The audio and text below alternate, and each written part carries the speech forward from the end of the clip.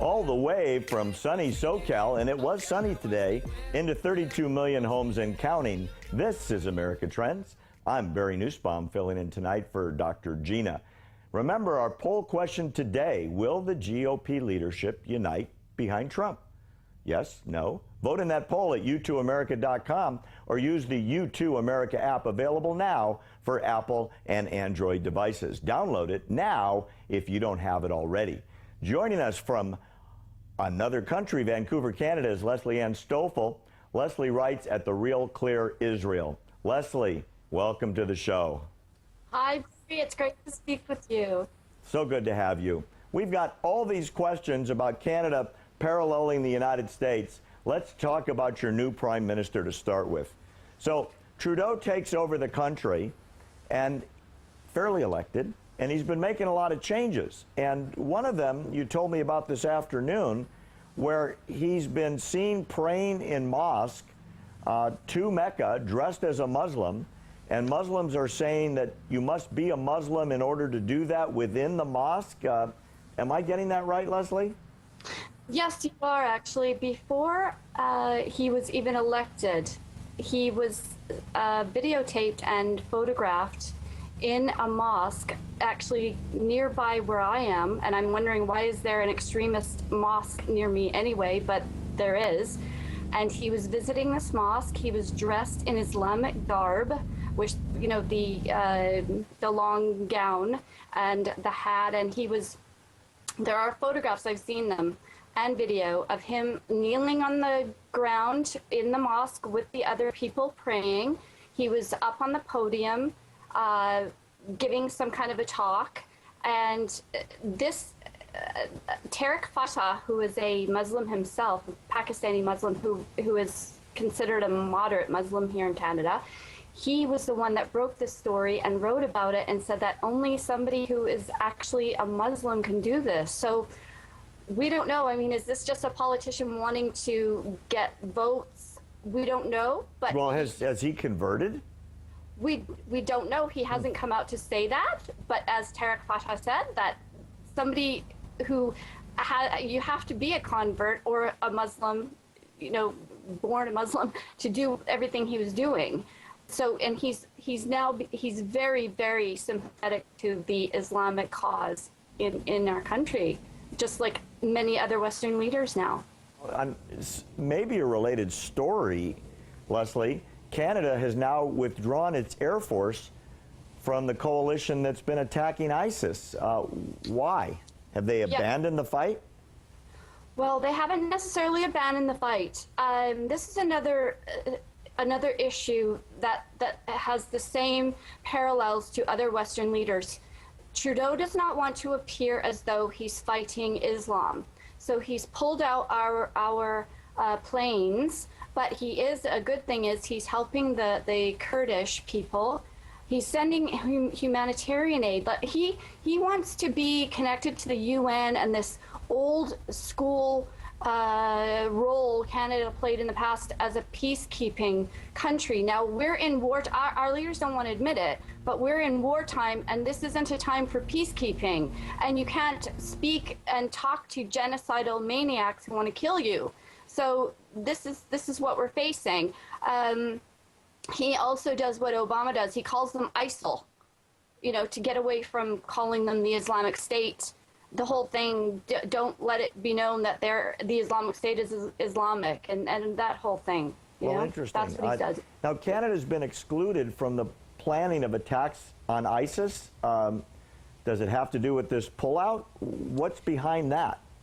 Well, we're thinking that it did. I keep track of our conservative media here. Ezra Levant's The Rebel Media, which is one of the only ones that tells the truth anymore. And so when we pulled out, there was a meeting with all the countries that are in the coalition to do this, and our country was left out of this meeting. And so our defense minister stood up and said, oh, well, it was done at the last minute and they couldn't fit us in or something. And that wasn't true. I mean, we knew it was because of our backward role now and perhaps they feel they can't trust us anymore. I don't know. Does it have anything to do with the comments that Trudeau made about the Boston bombers and sort of the excuse he made for the terrorism that was perpetrated during the marathon? It very well could, because you see, he has this mindset that, you know, just like Well, tell Marie us what he Clark- said. Tell us what he said on that, Pam. Well, he Sorry, said that Leslie. the Boston bombers did this because they felt excluded, and you know, we just needed to do more to help them. And how much more could they have been helped? They, you know, so that's his mindset. He doesn't see these as jihadists sticking to a ideology from the Quran. He sees us as these poor little, you know, hard done by, unemployed, whatever, which is, you know, it's all just gaslighting and lies, because it keeps everybody, you know, not knowing what to do about this, because everybody's being lied to all the time. So Canada has a big influx on Islamic refugees coming into Canada, just like the U.S. Is this part of Trudeau's change in policy? Are these people being vetted any more than the people here are being vetted? I hope for your sake they are.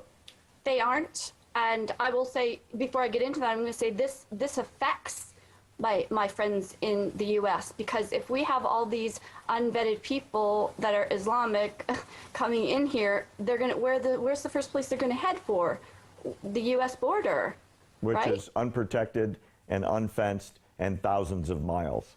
Exactly. Now, So I understand. not vetted, and he sped up the process from 18 months to 3 months for like 10,000 of them, and he was rushing them in, and we were all saying, what is the big rush? Because they were actually not in camps. We were told they were in camps, and they weren't. They were actually living in apartments in Jordan, Turkey, and Lebanon. So they were in safe places. So this had something else behind it. This is part of the hijra, the invasion into the West. So I talked to you earlier, and you told me there's a movement in Canada to make Canada friends with Iran, the world's leading sponsor of terrorism. Did I hear you correctly? Who's behind this, if indeed that's true? You did. I was just reading the article I had pulled up about that earlier, okay? We have a new appointed parliamentary secretary to our Minister of Foreign Affairs. He was, his name is Omar Al-Ghabra, and he was appointed by Trudeau.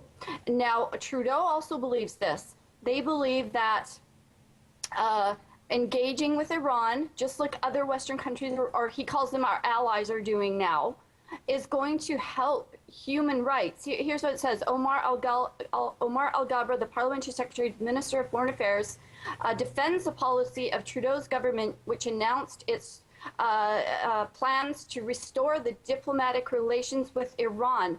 And we had a debate in our parliament about this, and the Conservative government was asking, you know, they're the state sponsor of terror, they sponsor Hezbollah, they sponsor Hamas, and actually this Omar Al-Ghabra guy has been sympathetic to Hamas and Hezbollah in the past. Leslie, we're going to have to leave it there. Thanks so much for being with us. I wish we had more time to hear about it.